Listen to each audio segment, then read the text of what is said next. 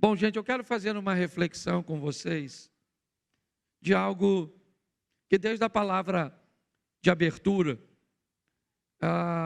está no meu coração. A dificuldade que nós estamos enfrentando de nos relacionar com o nosso semelhante. O desafio que estamos tendo para manter relacionamentos longos, sadios, salutares. Então eu quero fazer uma reflexão com vocês, pois um dos grandes alertas bíblicos dos últimos tempos seria o esfriamento do amor. Eu quero conversar com vocês rapidinho de algumas coisas que eu acho que vale a pena. Esse culto é mais curtinho, no outro eu vou poder falar um pouquinho mais. Mas coloca para mim, o nosso computador está meio lerdinho, mas vamos lá. Mateus 24, 12. Mateus, capítulo 24, verso 12. Depois vamos a 2 Timóteo, capítulo 3, verso 1. E por multiplicar-se a iniquidade, o amor se esfriará de quase todos. Você pode ler, por favor?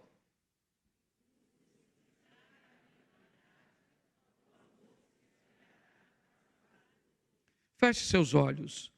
Senhor nosso Deus e Pai, em nome de Jesus, eis aqui a Tua palavra. Continua falando conosco. Usa-me como um canal de bênção. Em nome de Jesus.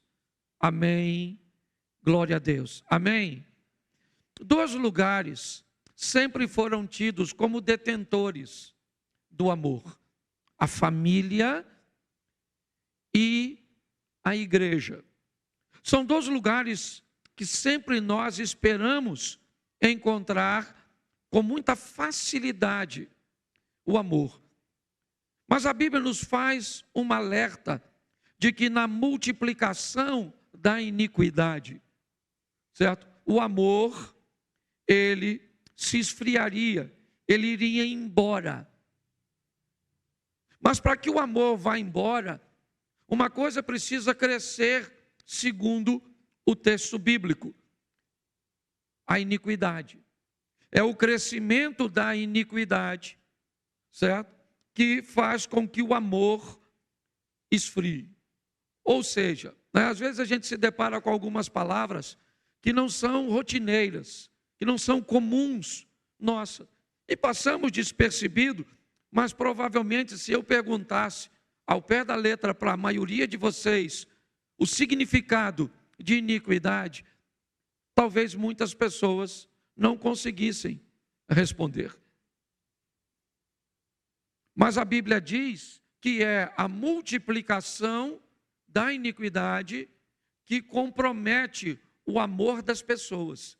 Se eu não sei o que é iniquidade, eu fico desprotegido, até para que eu me defenda dessa tal iniquidade, que sequer muitas vezes eu sei o que significa.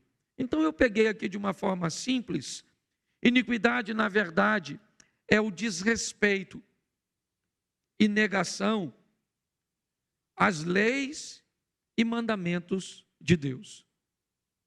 Quando eu desrespeito ou eu nego as leis e os mandamentos de Deus, é só uma questão de tempo até o amor pelo meu semelhante, ele se retire da minha vida. Isso é bíblico. Por que é que nós vemos hoje tantos filhos que não amam seus pais, porque tratam seus pais com tanta frieza?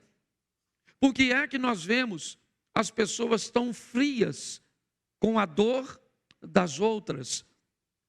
Por causa do crescimento da iniquidade, o desrespeito ou a negação dos valores, dos mandamentos de Deus. E quando isso acontece, o apóstolo Paulo, escrevendo a Timóteo, capítulo 2, 2 Timóteo, capítulo 3, verso 1. Coloca, por favor. Isso.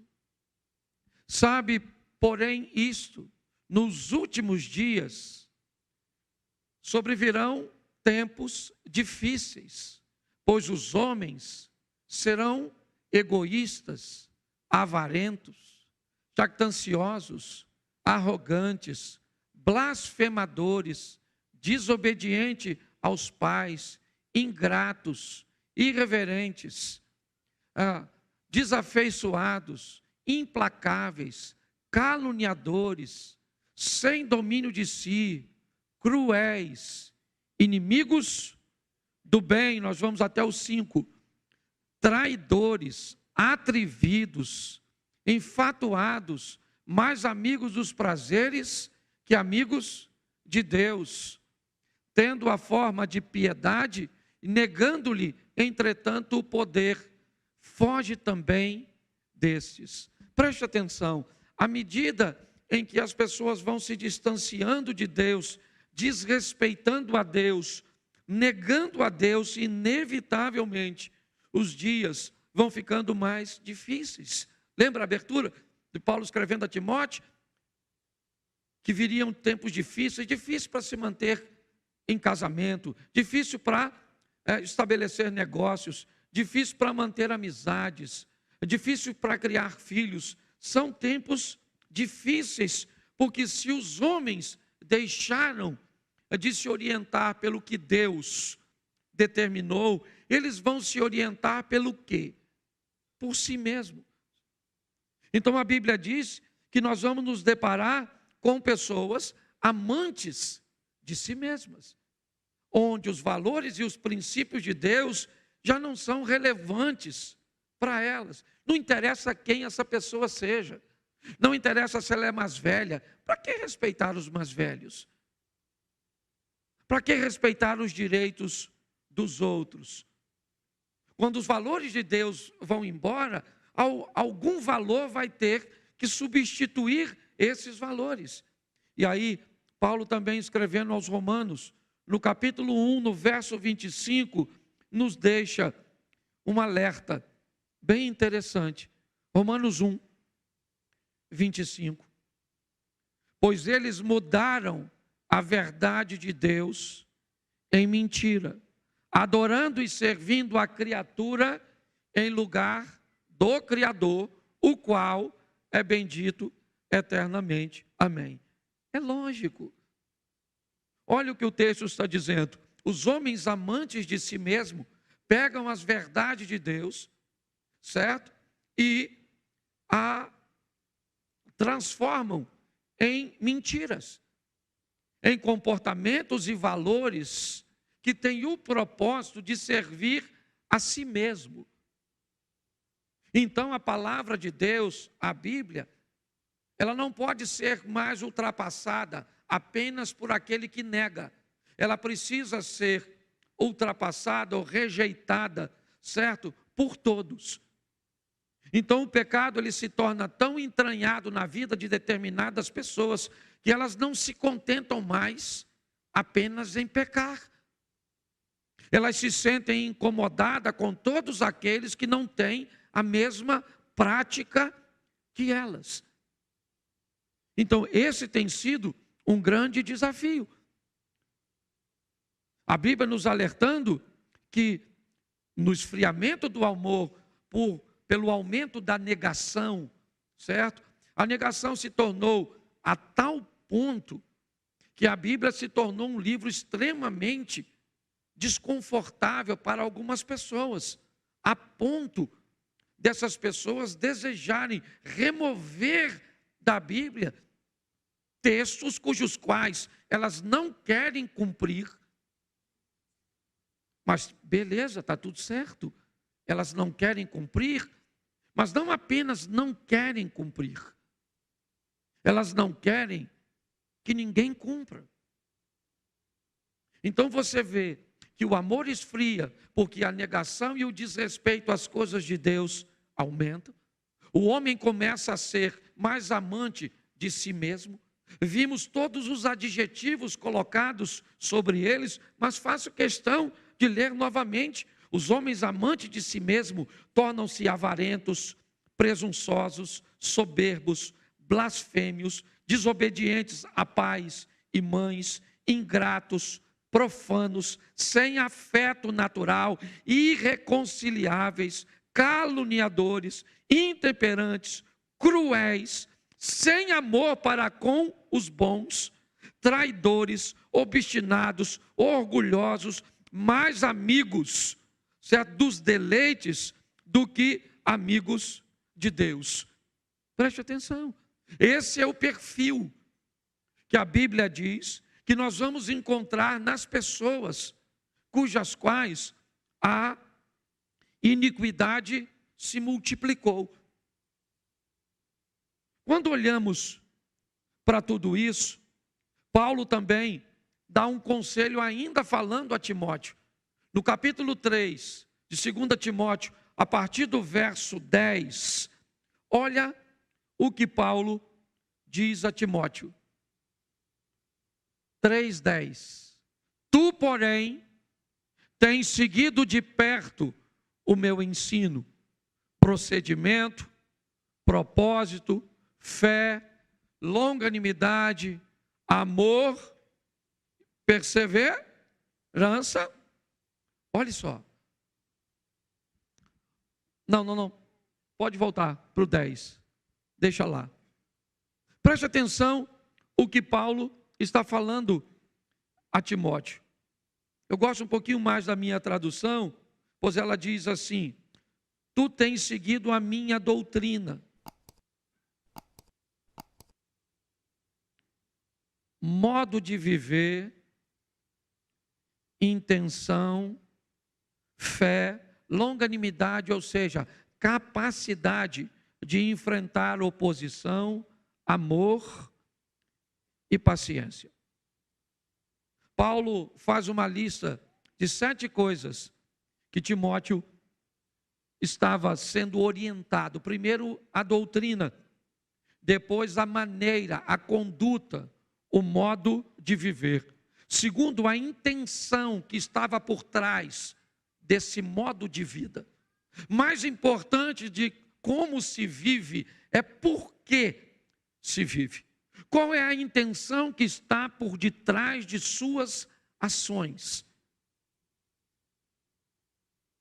É isso que ele está dizendo. A fé, a capacidade de resistir ou de enfrentar as oposições, algo que principalmente a nossa adolescência, juventude tem muita dificuldade. É muito difícil para eles ir para o ambiente estudantil e chegar lá, lidar com uma oposição tão forte, tão ferrenha, certo? Quer por material didático, quer pelo corpo docente, pelos professores, quer pelos amigos de trabalho, de escola, certo? Há um nível de oposição, às vezes, é tão grande que a capacidade dessa geração nova, eles não têm resistência o suficiente. E note que me parece que esse é um problema mais antigo do que a gente possa imaginar. Ainda no verso 3, volta no 7, por favor. Eu não sei com que tradução vocês estão aí, mas pode deixar assim, pode deixar. Que aprendem sempre e jamais podem chegar ao conhecimento da verdade. É aqui que eu quero começar a pregar. Aprendem sempre, mas não conseguem chegar ao conhecimento da verdade. Estão sempre ouvindo as mesmas coisas, ditas por pessoas diferentes, com vocabulários diferentes, de forma diferente. No mês aqui, no mínimo, você ouve 4, 5 pessoas passando por este púlpito, conversando com você, tendo um propósito, certo? De deixar uma mensagem. Ou seja, eles aprendem, mas eles não conseguem chegar ao conhecimento.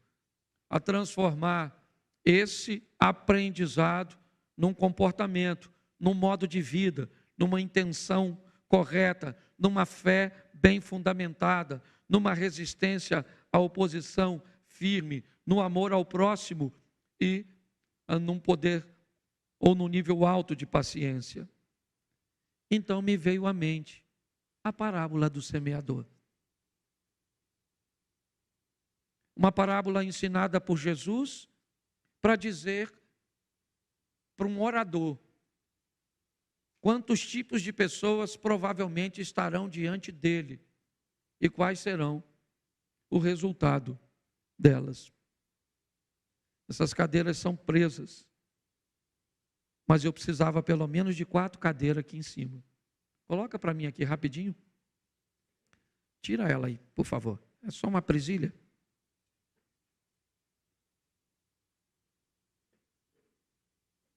Pode me dar aqui que eu coloco lá.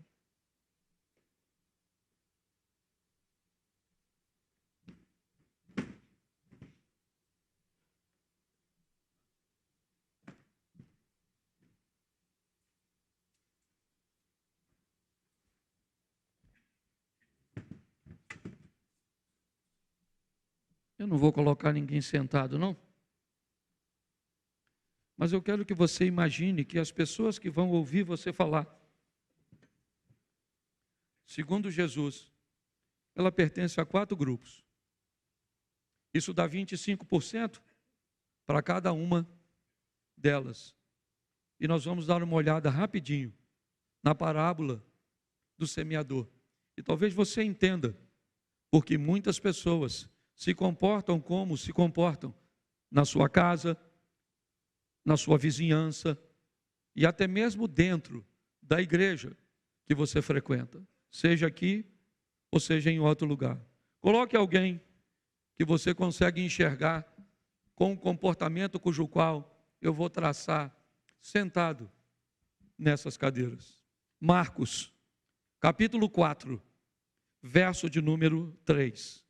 A parábola do semeador é narrada em 2 evangelhos, tá certo? Mas nós vamos dar uma olhadinha primeiro no evangelho de Marcos, capítulo 4, verso 3. Ouvi, eis que saiu o semeador a semear. E ao semear, uma parte caiu à beira do caminho, e vieram as aves e a comeram. Outra caiu em solo rochoso, onde a terra era pouca, e logo nasceu, visto não ser profunda a terra. Saindo, porém, o sol a queimou, e porque não tinha raiz, secou-se. A outra parte caiu entre os espinhos, e os espinhos cresceram, e a sufocaram, e não deu fruto. Outra, enfim, caiu em terra e deu fruto, caiu em boa terra e deu fruto, e vingou e cresceu, produzindo a 30, a 60 e a 100 por 1. Preste atenção. Segundo a explicação que nós vamos ver um pouquinho mais à frente, a semente desse semeador é a palavra de Deus. A terra dessa passagem é o coração, a mente do ser humano, do indivíduo que vai receber. Nós temos aqui, a primeira cadeira, que vai representar o solo à beira do caminho. Ele é compactado, certo? E este solo compactado à beira do caminho das pessoas que sentam na primeira cadeira, eles vão enfrentar como opositores as aves. Elas serão os inimigos desse primeiro grupo. A segunda, ela vai cair num solo que tem pedras. E então nós vamos ter aqui a representação das pedras. E neste solo a oposição é o sol. A terceira cadeira vai representar as pessoas que vão receber a semente em meio aos espinhos. E então elas vão enfrentar um nível de pressão tão grande, certo? que elas vão ficar improdutivas. E na quarta cadeira, nós vamos ter a terra boa. E com ela nós vamos lidar com a produtividade. Tá certo? Agora, Jesus vai fazer o seguinte, a partir do verso 14, Marcos, ainda no capítulo 3, no verso 14. Vai para lá, por favor. O semeador semeia a palavra. Onde? Nos 3 solos. Vamos lá? São estes o da beira do caminho, onde a palavra é semeada. E enquanto a ouvem, logo vem Satanás e tira a palavra semeada neles. Preste atenção. Talvez isso não fique muito claro em Marcos, mas vai ficar bem claro em Mateus. Coloca Mateus, capítulo 13, verso 18, e vamos entender o que vai acontecer com a turma dessa cadeira.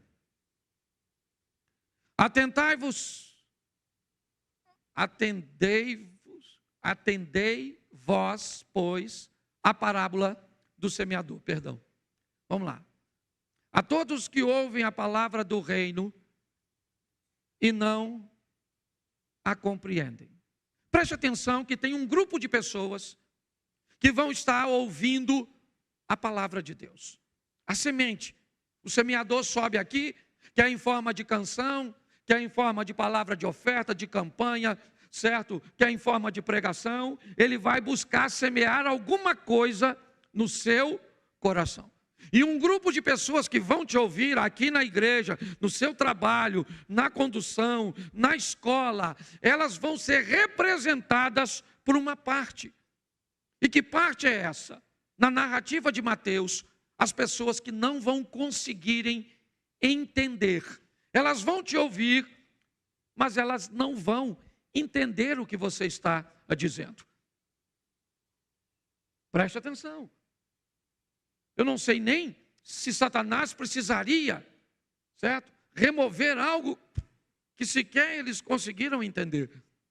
Mas é muito importante, quando nós estivermos falando, nós buscarmos ser o mais claro possível, principalmente para atingirmos este grupo. Porque se essas pessoas não entenderam nada, certo?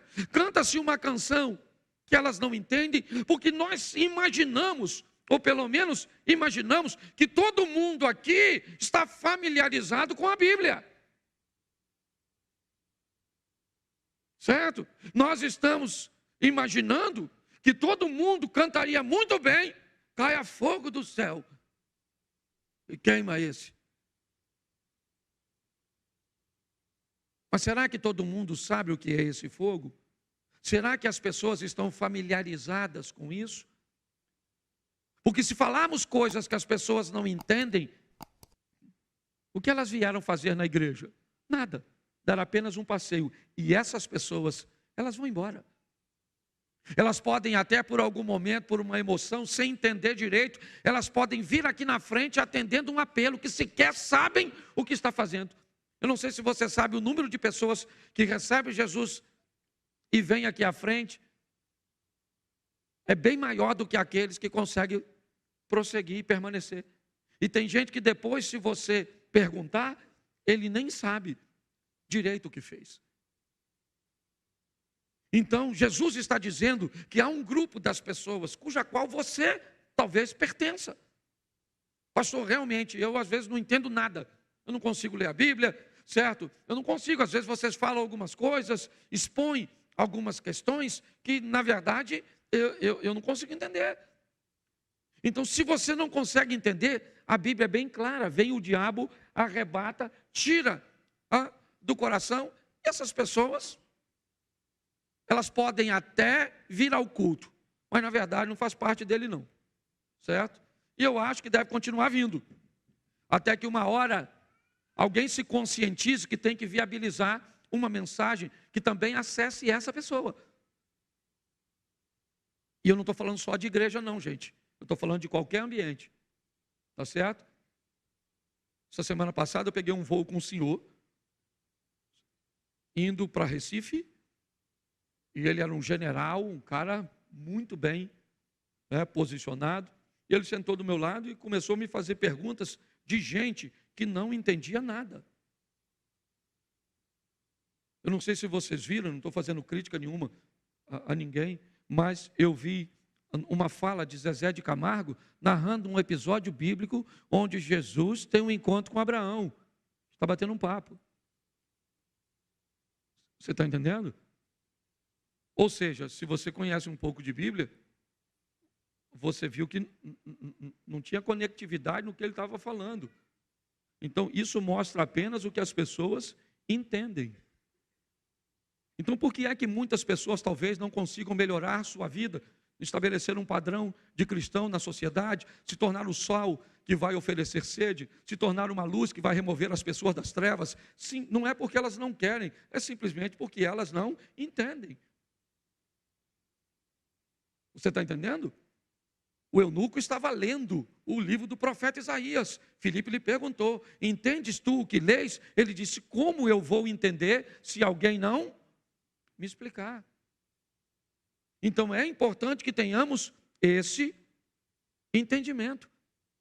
Então, eu já tirei uma cadeira. Tá certo? Mas vamos lá. Volta lá, por favor. Deixa eu pegar Marcos aqui, que fica mais fácil. A partir do 14.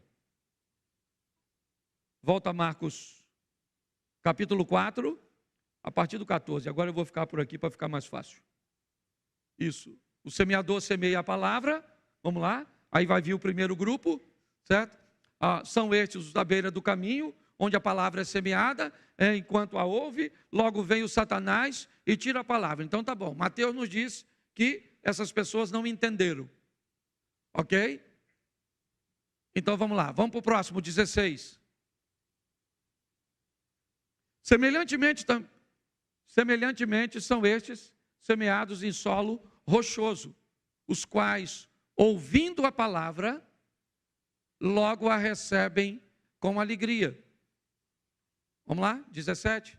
Mas eles não têm raiz em si mesmo, sendo antes de pouca duração, lhe chegando a angústia ou a perseguição por causa da palavra, logo se escandalizam. Preste atenção, porque agora nós temos o segundo grupo. A palavra foi semeada e o coração dessa pessoa é representado como um coração rochoso. Se você já foi em Israel, você deve entender um pouquinho o que ele está querendo dizer. Certa superficialidade da terra na maioria dos lugares. Ok? Onde sempre a terra disputa espaço com as pedras. É um solo rochoso. Tá certo? O deserto da Judéia, principalmente, ele não é como o deserto do Saara, de areia, certo? Ele é chamado de deserto, primeiro porque é inabitável, tá certo? Mas ele é composto de terra e pedra. Então, o que Jesus está relacionando aqui agora é dizendo que nós vamos ter pessoas sentadas nessa cadeira, certo? Que vão receber a mesma palavra que o de lá não entendeu. Aquele lá não conseguiu pegar nada, esse aqui ainda pegou alguma coisa. Esse que sentou aqui, ele conseguiu recebeu com alegria, certo? Mas ele vai ter problema com a resistência, com a longanimidade. Ele vai ser alguém que, quando enfrentar a oposição pela própria palavra, quando ele tiver que viver lá fora, debaixo daquela palavra que ele recebeu aqui dentro, e ele tiver que lidar com as oposições, com a perseguição, por causa da palavra, ele também não aguenta. Ele se escandaliza. A palavra escândalo ali, certo? Que é apenas fazer. É uma expressão que na maioria das vezes é utilizada por um caçador. Quando um caçador vai caçar, a primeira coisa que ele faz na mata é encontrar a trilha do animal cujo qual ele quer prender. Então o que ele faz? Ele coloca alimento na trilha para que o animal continue passando por ali. e logo depois ele arma naquela trilha, naquele percurso, a sua armadilha. Se ele tiver êxito, ele matou o animal. Se o animal conseguir fugir, o animal se escandalizou. Ele saiu do caminho, ele foi embora, ele saiu da rota. Ele estava andando do caminho, mas ele escandalizou.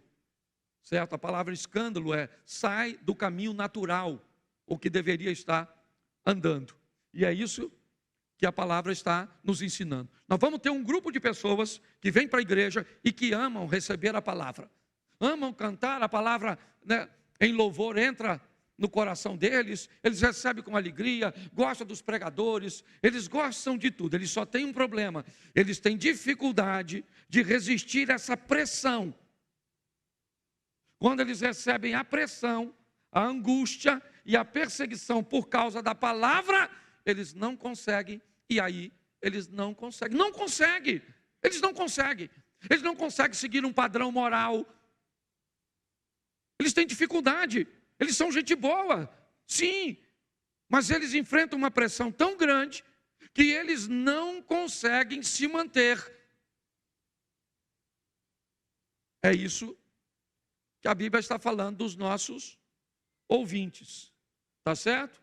Talvez aqueles dois aqui frequentem a igreja com uma certa regularidade, com uma certa satisfação. Alguns não sabem nem o que veio fazer depois de um culto. Se você perguntar o que pregou, ele não está nem aí, ele está mexendo no celular, ele está nem aí, já que ele não entende, ele se distrai, tá certo? Ele vai se distrair, ele não consegue entender. O segundo não, o segundo recebeu, ele gostou, mas ele tem dificuldade com as pressões. Tá certo? Vamos para o terceiro? Então coloca aí. Versículo 18.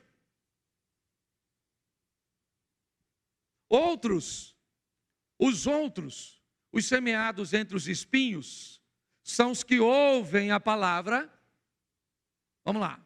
Mas os cuidados do mundo, a fascinação da riqueza e as demais ambições, concorrendo, sufocam a palavra, ficando ela infrutífera. Bom, eu vou deixar esse aqui ainda, porque esse aqui ele não sai da igreja, ele só não produz. Esse aqui normalmente ele não vai desviar, tá certo? Ele só vai dividir a atenção dele. Ele não é alguém produtivo. Ele é alguém que vem à igreja, certo? Ele gosta, ele recebe, ele entende, está tudo certinho. Ele só tem problema, certo? Por quê? Porque o nível de entrega, certo? Lembra quando o Eduardo veio aqui falando de oferta? É o nível de entrega,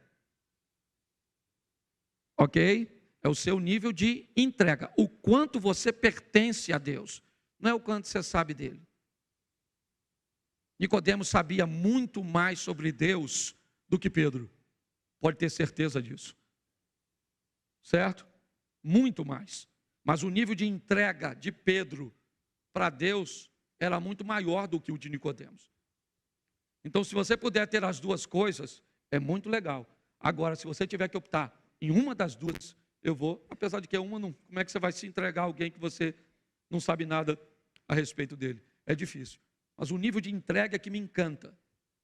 Quem lembra aqui, mora nessa região há muito tempo, irmão Onofre? Alguém lembra dele? Isso, morava lá no Santo Antônio, certo? Ele, para ler a Bíblia, pedia a um de nós que íamos lá para ler. Eu não sei se vocês lembram disso. Ele era analfabeto, ele não sabia ler, certo? E se soubesse era muito pouco. Não vou dizer que era analfabeto de tudo, que eu também não tinha tanta intimidade.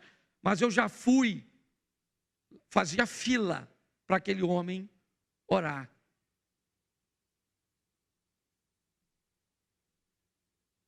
A proximidade daquele homem era algo sensacional. Sensacional. Extraordinário. Ele sabia muito pouco, mas o nível de entrega era muito alto. Nos espinhos, o que acontece? A semente não morre, ela só não produz.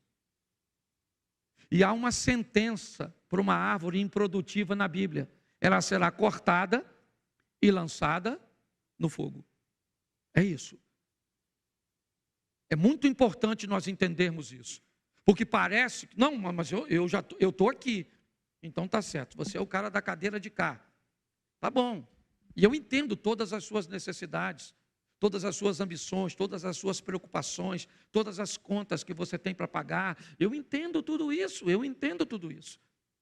Sua fé só vai precisar aumentar um pouquinho mais, certo? Para que através da sua fé você entenda que o Deus que você serve é o Todo-Poderoso que provê todas as coisas.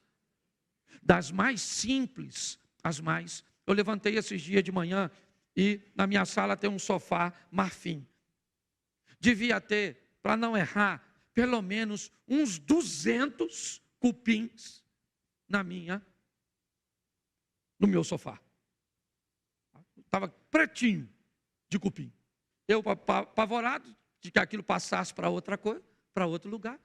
O que é que eu fiz? Peguei o sofá, puxei para fora e já deixei lá fora. Já estava caindo aquele pozinho.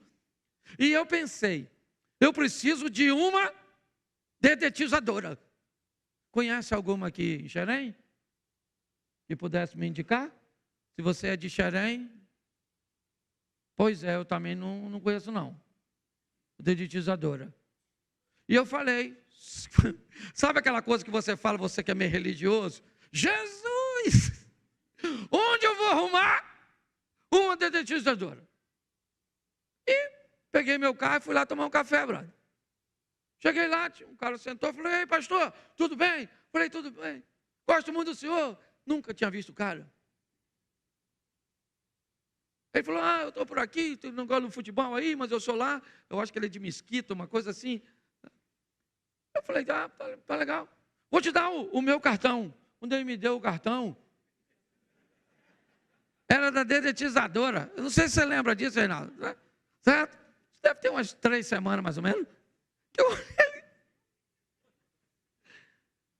Eu falei, mano, é dedetizadora. É negócio de cupim em si. Ele falou, especialidade de matar cupim, está na época do cupim, o cupim faz assim, o cupim perdeu azar, me contou a história do cupim toda. Eu falei com ele, mas deixa eu te falar uma coisa, eu acabei de botar o meu sofá do lado de fora precisando de um dedetizador. Você vai lá em casa agora. Ele falou, vou, mas me passou o orçamento, certo? Já encontrei com ele outras vezes lá. Por quê? Porque Deus, deixa eu falar uma coisa para você, Ele cuida das pequenas coisas e das coisas grandes. Amém? Eu estou te contando coisa que para você pode não ser nada, mas onde eu arrumo uma dedetizadora? Certo? Eu estava precisando. E ele me escutou, foi tomar café comigo e me apresentou o cara da... Mas vamos aqui, porque senão eu não termino. Agora, olha só, certo? Esse aqui fica na igreja. Só que ele não produz nada. Você conhece alguém assim? Não, né? Não, né? Conhece aquele que vem assim, lá uma vez ou outra, até gosta, mas uma vida bagunçada. Conhece não, né? Conhece aquele que não entende nada? Nada. Esse dia eu estava num culto, falei, abra sua Bíblia no livro de Abraão, capítulo 3, versículo 7. Um movimento para abrir. Quando, de repente, um dos que estava procurando olhou para mim e falou, não tem. Eu falei, sério? É só para você ver que tem gente que não sabe nada. E pior, tem gente que sabe menos. Porque tem uns que nem sabe que não sabe. Porque a pessoa que sabe que não sabe, ela já é instruída. Certo? Agora, presta atenção. Bota no 20. Os que foram semeados em terra são aqueles que ouvem a palavra e a frutificando a 30 e a 100 por 1, de acordo com a capacidade, certo? Sim ou não? Então nós dividimos aqui a turma da igreja em quantos? Então agora você olha. O cara do passarinho. Passarinho, piu, piu. Aqui, ó, para ninguém dizer que não entende. Passarinho, passarinho. Certo? Aqui. Tem gente que morre quando eu faço isso, mas eu morro, pelo menos morre com Jesus. Esse aqui é o da pedrinha. Entendeu? Esse aqui é o do... Isso. E esse aqui é o da terra. Ou seja, de cada 4 pessoas que entram na igreja,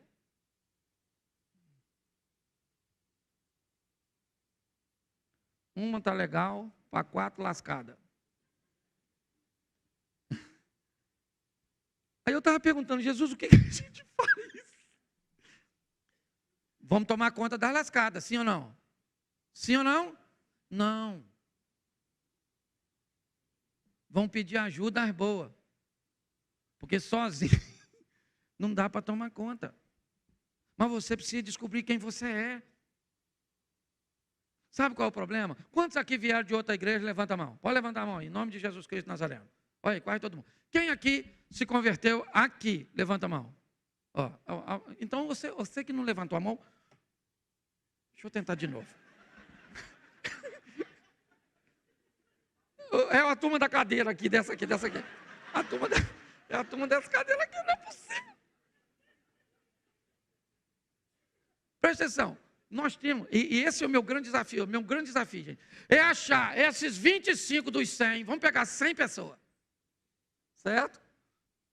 25, onde eu estou, quem sou eu, certo? Segundo grupo, se me perseguir eu nego. Terceiro grupo, eu estou atrás, é de La Plata. Você está entendendo? Estou querendo a benção. Tem campanha aí para ficar rico? Uma casa no céu e 3 na terra. Isso aí. Você está rindo, mas é sério. Então, pelo menos a gente precisa saber quem nós somos. Sabe, não estou aqui fazendo nenhuma crítica, não. Estou tentando fazer você olhar para você. Certo? Não é olhar para os outros, não. É você olhar para você. E descobrir quem você é. Por quê? Porque Jesus está voltando. A maneira cuja qual... gente, eu não sei se você já ouviu isso. Eu vou falar, eu sei que estão gravando isso. E estão transmitindo. Então vai ficar registrado. Porque tem gente que pode provar. Jesus anda aparecendo no Egito. Para muçulmanos. Aparecendo. Aparecendo, não é conversa fiada, não. Esse ano agora, eu vou lá, na igreja do Lixão, do Samed. Você consegue entender? Jesus está voltando. E nós temos que tomar uma providência, primeiro, para fazer o evangelho chegar ao cara que não entende. Certo? Segundo, para dar condições a essas pessoas aqui, ó, de serem fortalecidas por aquele grupo da cadeira de lá, ó. Que é esse grupo aqui, ó, esse aqui, ó, que a gente tem que unir para nos ajudar a tomar conta dos 3, certo? Ajudar a tirar os espinhos que sufocam aqui, entendendo a importância das coisas e dos bens materiais, certo? Mas que o reino de Deus é maior do que tudo isso e o Deus que nós servimos provê todas as coisas, amém? Nos fazendo forte o suficiente para superarmos as perseguições da turma dessa cadeira aqui que não consegue se firmar, certo? E nos ajudando e nos dando estratégia para conversarmos e levarmos a palavra para esse grupo, porque segundo a palavra de Deus, Deus não quer que ninguém se perca, e somos nós que vamos trabalhar isso. Nós precisamos. Agora, como é que nós vamos fazer isso? Diminuindo a iniquidade. Parando de relativizar. Aí não tem essa história, mano. Não tem. Certo? Não tem isso. Ah, pastor, uma igreja que não é inclusiva, porque as pessoas nascem desse jeito. Meu irmão, não tem isso. Não tem. Não tem como negociar. Não tem como relativizar. Não tem.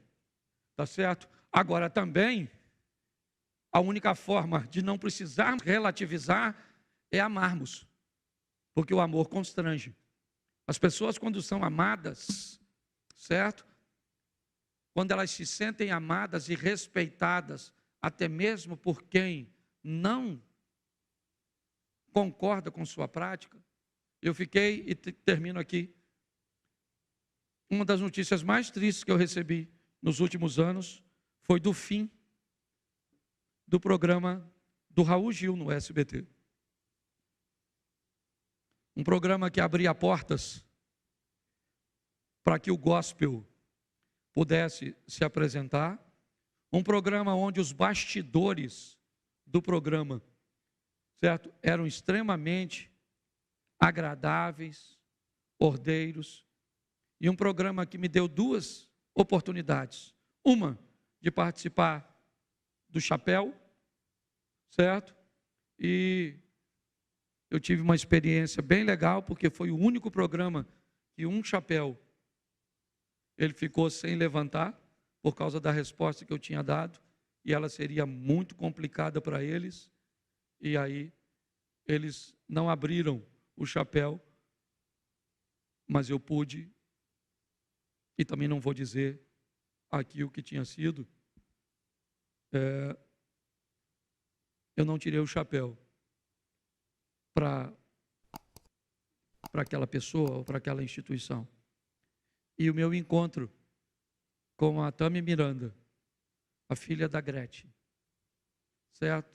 Que foi um encontro pautado na oração da igreja, que quem lembra sabe, eu pedi muita oração para estar lá, e que me mostrou que o amor é capaz de fazer, com respeito. Então o mundo precisa ser alcançado. Que mundo, pastor? O seu. O seu precisa ser alcançado por você. O meu por mim. Eu não vou alcançar seu mundo. Eu não vou conseguir falar de Jesus para seu vizinho. Eu não vou conseguir falar de Jesus para sua amiga do trabalho, porque ela não pertence ao meu mundo.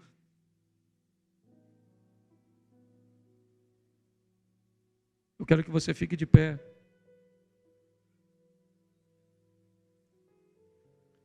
E eu quero trazer de volta as 4 cadeiras para cá, porque é nossa função fazer com que o Evangelho chegue a todos. Sejam eles capazes de entender, sejam eles fragilizados pela pressão da perseguição, sufocados pelos interesses das coisas materiais. Mas se você sentou hoje nessa cadeira, se prepare para nos ajudar. Porque sozinho nós não temos como cuidar dos outros. Não se preocupe com a produtividade. Um a 30, outro a 60, outro a 100. Se você quer se tornar mais produtivo, lembra, a produtividade e a entrega na parábola dos talentos é por capacitação. Capacite-se.